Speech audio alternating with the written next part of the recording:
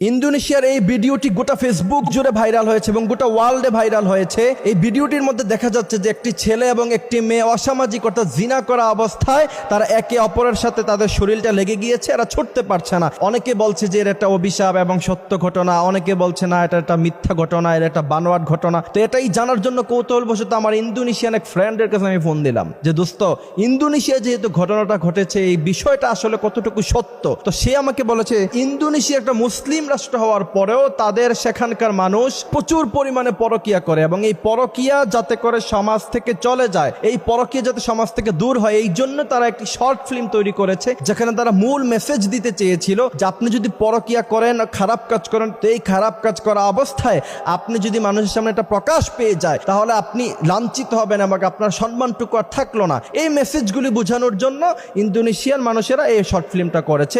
এটা মূলত একটা অভিনয় ছিল, এটা কোনো সত্য